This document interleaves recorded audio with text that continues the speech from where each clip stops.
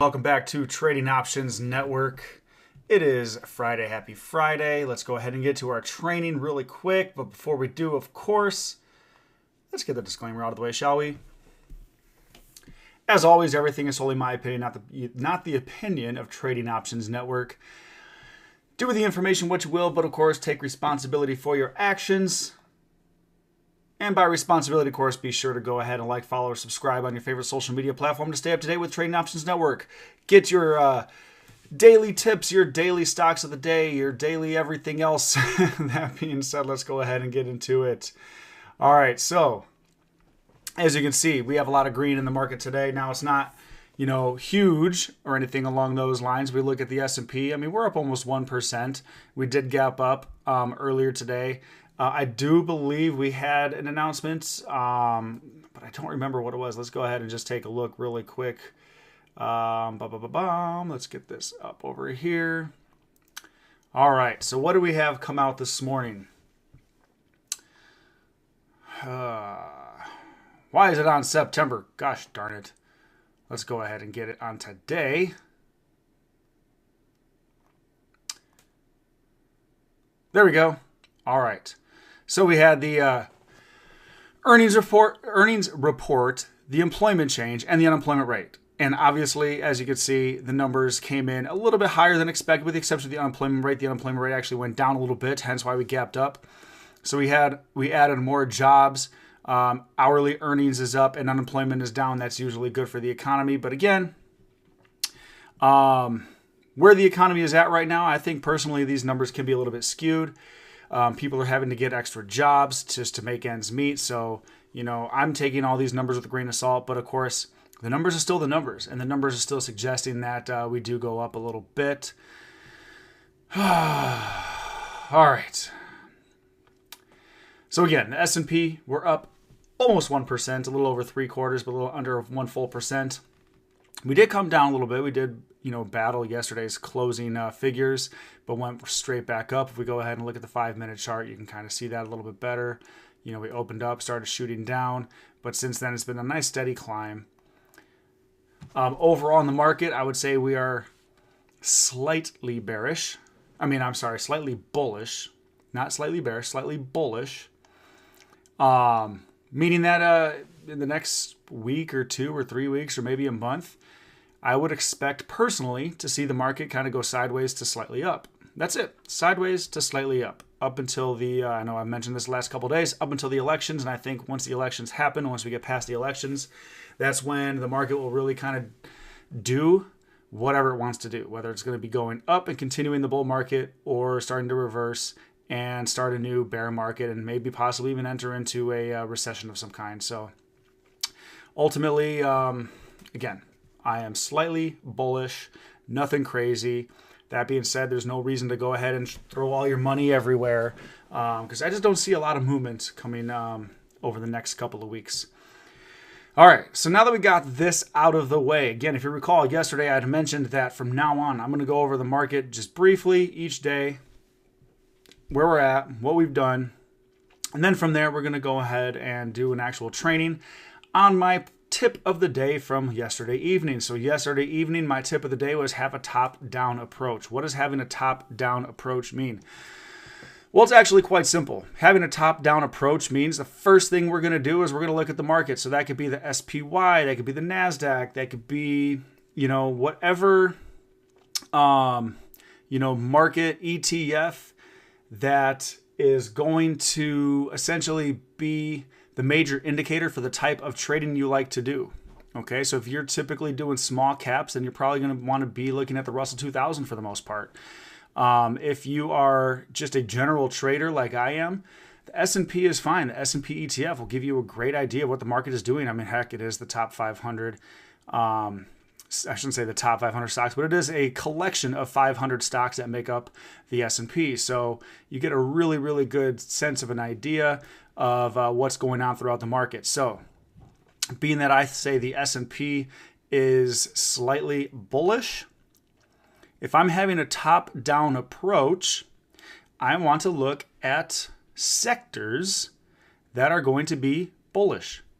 Okay? Again, we're having a top-down approach. So we look at the market as a whole. And then we look at the sectors. So if I'm going to go ahead and click here. Let's look at the portfolio here, and then let's go ahead and open the screener. All right, so here we have all of our sectors for the most part that make up the S&P. Now, if we go ahead and look at performance, I like to actually, I don't sort by week or by quarter. I sort by the month. So obviously, consumer staples is going to be not something I'm going to be looking at in a slightly bullish market. Technology is interesting because a quarter is down, but the month is up, and it's up the most.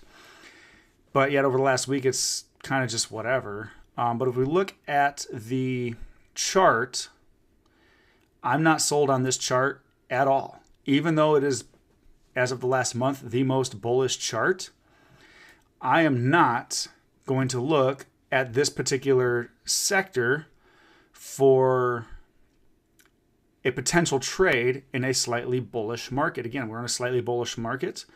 I don't want to look at a sector that's been kind of, I'm not going to necessarily say neutral, but we had a big pullback, and then we had a big run back up, and then another pretty big pullback. And I'm talking about percentage-wise for technology. It's not all that huge. I mean, it is still big, but for the technology sector, it's nothing massive or anything like that. But again, these huge waves is not something I want to be looking at in a slightly bullish market. So I'm not going to be looking at the sector. Let's go. What about energy? So energy, kind of the same thing. I know yesterday I did have my stock of the day come from this particular sector, and that was ExxonMobil. Speaking of which, if I go ahead and look at that, ExxonMobil, I did not open up a trade yet. But if we look at this chart, sure enough, it did continue to move higher today. Now, do I want to open up a trade now? No, because again, what I want to see now, could ExxonMobil just continue moving up? Yes, it can. In which case, that means I'm not ever going to open up a position in ExxonMobil just because it does not do what I want it to do first. When I open up trades, I'm only going to open up trades in stocks or securities that do what I want to see it do. Okay. The first thing I wanted to see this do is break through the resistance level, and it did that. But that's not the only thing I want to see it do. The next thing I would want to see it do is come back down and test that former resistance level and see if that resistance level is now showing support or becoming support. And if it does that, that's when I would go ahead and for myself and open up a position. And it sounds like the market just closed. But that being said, some people, well, they just want to see it break through, and is the moment they break through, or the moment the security breaks through the resistance, they will open up a position, and that's totally fine. Everybody's going to be a different type and style of trader. The most important part about that is, are you consistent? Okay, are you consistent? That's the key when it comes to trading, is having consistency. So if you're the type of person that wants to trade as soon as it breaks through resistance or support, depending on what type of trade you're making, then you have to do that for all of your trades. If you're the type of person like myself where I want to see it break through, and I don't want to see it just break through, but I want to see what was previously resistance become support, or what was previously support now become resistance if it's a bearish trade. And then once that happens, then I'll go ahead and open up a trade. So for me, it's more of a two-step process than just a one-step process. It has to break through, and then what was previously resistance or support has to reverse and then become support or resistance. And then once it shows that, then yes, I'm all about opening up a trade. So ExxonMobil did go on my watch list yesterday. Did I open up a trade today? No, I did not. Yes, it gapped up. But again, I want to see it have a little bit of a pullback and then hit a level of support where it could be, around the 120 mark. It could come back down all the way to around 118, and then start moving higher. Because at that point, that's when I think it would actually start going up to, bigger highs. All right, let's go ahead and close this and get back to here. All right, so am I going to open up a position in the energy sector right now? Well, if I have a top-down approach, I'm not. Okay, now do I think the energy sector is potentially going to be bullish? Yes, I do. But kind of like what I was saying with ExxonMobil, I'm going to need to see this have a little bit of a pullback now, and then use what was previously resistance as a new support level. All right, coming back to here. How about the industrials? Now this is a lot better. Okay, if I'm using a top-down approach and I look at our market and I say, hey, we are slightly bullish, I want to look for a sector that has been predominantly bullish. Now, this one, let me go ahead and change some. There's a lot going on in these charts right now. I'm going to get rid of some of this stuff. So I'm going to change that to the CCI, get rid of that. All right. Use the Bollinger Bands. I don't care about. I'll keep that one up there. There we go. That's a little bit better. All right. You can see here that we are currently at a lot of resistance. Okay. There's this resistance line here or a trend line here. We're also up kind of towards the upper end of the Bollinger Bands. So for the industrials, I would want to see a pullback similar to energy. Even though this is a better looking chart than energy for a bull position, you know, even the MACD is suggesting we're going to pull back. The industrials just crossed back below 100. So we'll see a little bit of a pullback in industrials. And if it can bounce off of, say, the 20-day or the 50-day moving average or something along those lines, then absolutely this is something I would want to, you know, open up a position in. Now, that being said, I can also just go ahead and start looking into the industrial sectors and see what stocks are looking good. Again, so let me move back a little bit. So having a top-down approach, we start looking at the overall market and determine what the sentiment is of the overall market. In this case, I do believe we are in a slightly bull market. Slightly bull market. So next thing I want to do is I want to find a bullish sector. In this case, I've identified the industrial sector as a bullish sector. Now, yes, I did mention that I do believe it's going to have a slight pullback here, but it doesn't have to be a huge pullback. And even if we do pull back, that does not mean that every single stock in or security in the sector is going to have a big pullback either, or any kind of pullback for that matter. So industrials, now I have identified a sector. Now I'm going to go ahead and look at the actual industrial sector and break that down into different stocks. As you can see, there are 361 stocks in the industrial sector that have a price over $15. So now I'm also going to want to make it over 2 million. If I'm going to go to the technicals, and I'm not a fundamental trader, but if you are, you can put some fundamentals on. That's totally fine. I'm a technical trader. I couldn't really care less about the fundamentals because fundamentals, in my opinion, are for people that want to open up positions for a much, much longer term than a week or two. That being said, so if I'm looking at something bullish, I want to see price above the 50-day, price above, or sorry, the 20-day, price above the 50-day. By default, that would usually mean it's going to be over the 200-day automatically, so I'm not even worried about changing that. Now, if I wanted to see it over the 50 and the 200, maybe not necessarily the 20, that's totally possible. And maybe it's having some sort, like, let's see, if I go ahead and change this to above, I'm willing to bet I still have all 24. Oh, okay, it dropped down to 20. That's interesting. So 4 of them, even though they're above the 20 and the 50, they're not above the 200. And you know what? That just tells me it's probably had a much, much bigger drop recently. So I'm just getting rid of a few more extra stocks that, may have been more bearish recently in the sector. So now that I have my technicals and my descriptive, my industrial sector, the average volume over 2 million and the price over $15, now I can go ahead and look at the charts or the performance. I can actually go ahead and click, and again, I prefer to do monthly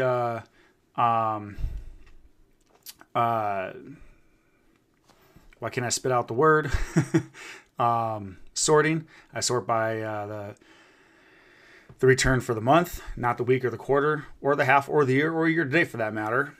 I like to do the month. And then I want to look at the charts from here. Okay, now something like NNE, nano nuclear energy, that's not something I'm probably going to look at just for the simple fact that when I see 165% over the last month, that is probably not going to continue moving up. Now it could, but it's not something I'm going to look at. So anyways, let's go back to those charts. All right, 3M. 3M, I'm going to assume this was earnings, had a nice earnings, and continued moving up. So that's awesome. So that would be a great opportunity for a potential bullish trade. Again, I'm taking a top-down approach. So I looked at the market first, S&P, slightly bullish, found a bullish sector in the industrials. Now I'm finding a bullish stock. That's 3M. Okay. It's a great looking chart. I mean, heck, if you had bought shares, just shares, at $100 a share just a couple months ago, you're already 35% in the green. 35% gain in a couple months just by purchasing the stock itself. Okay. But again, 3M looks good. What's this one? RTX Corp. I'm not really familiar with this company, but I really don't care. I look at the chart. The chart says, yeah, this is phenomenal. Okay. So here would be one that in a slightly bullish market, I would want to open up a position. And now, is it going to be an aggressively bullish position? Absolutely not. It's probably going to be some sort of spread. Okay. Maybe a 125, 130 vertical spread, or a diagonal spread, or a calendar spread, something along those lines. But either way, it is not going to be overly aggressive. Okay. LUV. Oh my gosh. I hate that freaking company with a passion, even though I use them at times. But that is good old Southwest Airlines. Okay. As you can see, this is not something I'm going to look at. Yes, it is considered, it's over the 20-day moving average. It's over the 50-day moving average. It has been bullish for a little while, but overall, I don't like that chart at all. So this is not something I'm going to be looking at. GTES, Gates Industrial Corporation. Again, this has been very, very neutral. So will it break out eventually? It very well could. Am I going to open up a bullish position in this one? No chance.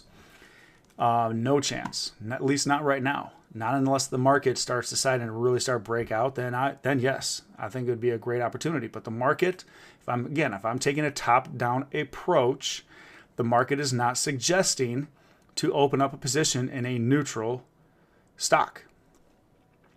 Copart, not familiar with this company again, but this looks more bearish to me. You can argue that it's just a massive, bull flag, but my personal opinion would say no, that's too big to be a flag at this point. Now, if it was still here, if it was a couple months ago, then yeah, I could see how it'd still be a flag. But I think the idea of it being a bull flag has passed, and it is just entering into a more of a slightly bearish stock. I mean, after all, it's gone from, we'll call it $58 down to a low of $48 in 6 months, but it is still has about every single up and down movement in this stock is about $4. So it's definitely a slightly bearish stock in my opinion. HWM, Homet, I'm going to assume is how it's pronounced, aerospace. Again, like 3M, this looks great. I would love to see a little bit of a pullback. In fact, I might even make my stock of the day HWM right now, because I think this can pull back to this purple trend line right here and have this be shown as support, and then it can bounce up. So, I think I will. So for all of you that are tuning in right now, you already have my stock of the day, even though I have not announced it on my social medias yet, but HWM is going to be my stock of the day. So you'll see that later on today. JCI. I had a position in JCI not too long ago, actually. Good old Johnson Controls International. And it was a bullish position. It was actually, JCI was my stock of the day a few weeks ago. And I did have a bullish position, and I can't remember where it was at. I want to say it was right here. So as you can see, it did kind of kick my butt here in the beginning. Because I wanted to see it. That's right. Now I remember. So I wanted to see this break through what I was considering this line. If I go ahead and draw that, well, here. Use that gray line right there. I wanted to see it jump through that line. Okay. And I wanted to see it not just jump through it, as I just got done talking a little while ago. I wanted to see it reverse and look at like it was going to be changing to support. And that's exactly what happened right here. I know this is a big red candle, but here it had bounced through significantly. It jumped right through it. Didn't even care about anything. It was like, I'm going, let's go. And then the following day, the trading day, which would have been September 3rd, I was watching it closely, and it really did seem like it was acting like support throughout the day. I mean, we didn't really gap up or down, and yeah, it was coming down. It came down and came down a little bit, but then it started hitting this level that I wanted to see act as support. And throughout the day, it literally, in my opinion, was acting like support. Like it was having a hard time bouncing through that or getting back through that. So I was like, you know what? I'm going to go ahead and open up the stock now because I feel good about it. And sure enough, the next couple of days it did go down. However, it did not trigger any type of stop loss, which is great. Okay. It did not drop below and set a new low, and actually had a higher pivot low. So it was still good. And I think if I recall, I just actually got out of that position right around in here somewhere when it was slightly profitable. So I made a little bit of money on it. But in the end, you know, what does this tell you? Again, you're not always going to be right. You're not always going to be perfect. But as long as you pay attention and stick to your guns and, you know, continue working through your stop losses and things like that. And, you know, just, again, be consistent. That's the main key. You can still be profitable. You can still be profitable. Okay. So coming back to here. Actually, no, I'm sorry. Here. I think by now you have a pretty good idea of what having a top-down approach is. Okay. Again, we look at the market. It's slightly bullish. So we're going to look for a bullish sector. We've identified the industrial sector. So then we go ahead and screen through the industrial sector, and we find a good bullish stock. In this case, we came to the conclusion HWM. All I want to see now is this purple line to now act like support, and then I can open up a position. That is called having a top-down approach. Now, if on the flip side, if the market was bearish, then I would look for a bearish sector, in which case I'd look for a bearish stock. So I think you have the point. So ultimately, that's how I trade. Okay. That's my personal preference. You are obviously, you have the right to trade whatever style, whatever way, whatever method you choose. This is how I trade. Okay. And it is a way that I feel a lot of professional traders trade as well. They're not going to look for those stocks that are doing the opposite of the market unless it is a, oh gosh, why can't I think of the word? There are those ETFs out there that will essentially do the opposite. I can't think of what they're called right now for the love of me. But either way, again, having a top-down approach is a great way to attack the market. So hope you guys learned something. I'm going to get on out of here. I hope you have a great rest of your afternoon and have a great weekend. Keep an eye out for my stock of the day and tip of the day. That'll be coming out later on today or over the weekend. And hope you guys have a good night. Take care.